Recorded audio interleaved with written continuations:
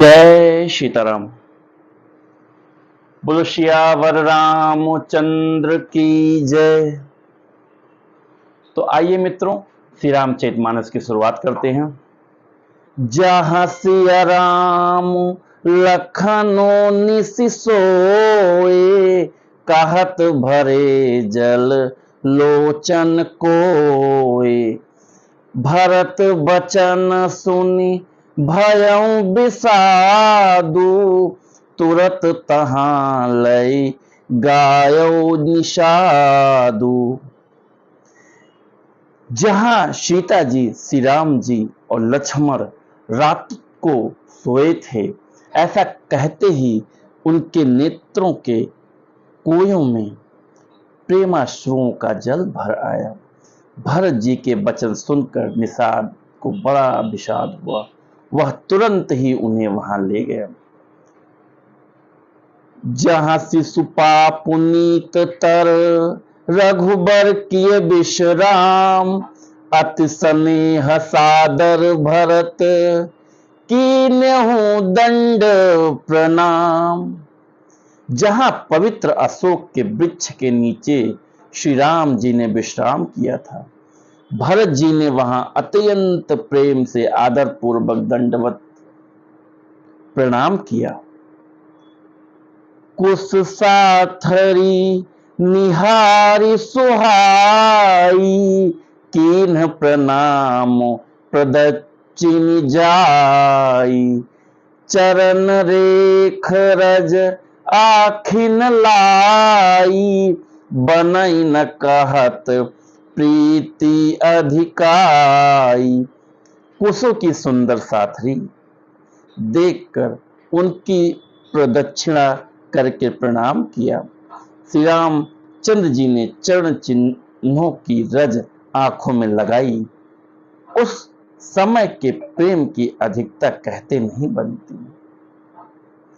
कनक बिंदु दुई चारिक रेखे, राखे शीस सियासम लेखे।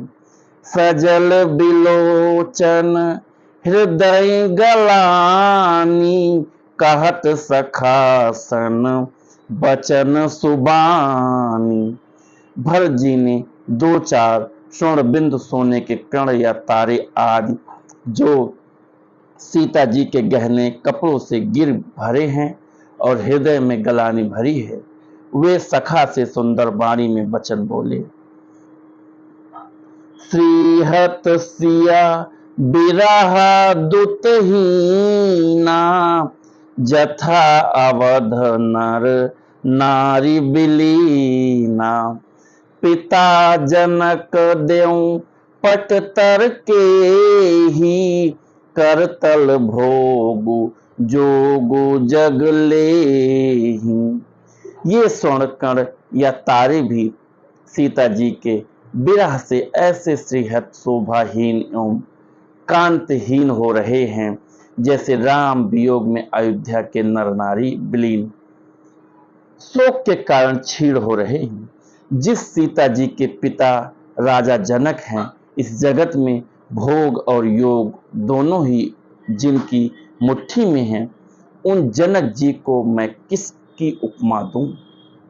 ससुर भानुकुल भानु भुआलु, जेहि सिहात अमरावती पालु। प्राणनाथ रघु नाथ गोसाई, जो बड़ होत सो राम बड़ाई। सूर्य कुल के सूर्य राजा दशरथ जी, जिनके ससुर हैं, जिनको अमरावती के स्वामी इंद्र भी सिहाते हैं थे, ईर्ष्या पूर्वक उनके जैसा ऐश्वर्य और प्रताप पाना चाहते थे। और प्रभु श्री रघुनाथ जी, जिनके प्राणनाथ हैं, जो इतने बड़े हैं कि जो कोई भी बड़ा होता है वह श्री रामचंद्र जी की दी हुई बड़ाई से ही होता है। बोलो सियावर रामचंद्र की जय। जय सीताराम। तो मित्रों, आज का हमारा श्री रामचरितमानस का पाठन यहीं पे समाप्त हुआ। कंप्लीट हुआ। तो आप लोग भी कोशिश करिए कि कम से कम 5 चौपाई श्री रामचरितमानस की डेली पढ़िए, जरूर पढ़िए, और बच्चों को खास करके प्रेरित करिए कि कम से कम 5 चौपाई श्री रामचरितमानस की जरूर पढ़ें। क्योंकि मित्रों, ये जो भी मॉडर्न जमाना चल रहा है, इसमें बच्चे संस्कार भूल रहे हैं, कुछ ज़्यादा ही मॉडर्न हो रहे हैं। उनको ये नहीं पता है कि बड़े भाई की इज्जत करनी चाहिए, माता पिता की इज्जत करनी चाहिए। क्योंकि जब आप माँ बाप की इज्जत करते हैं तब आप आगे बढ़ते हैं, तब आपको एक अलग आनंद, एक सुकून मिलता है। तो इसी के साथ मैं अपनी वाणी को विराम देता हूँ। बोलो सियावर रामचंद्र की जय। जय सीताराम।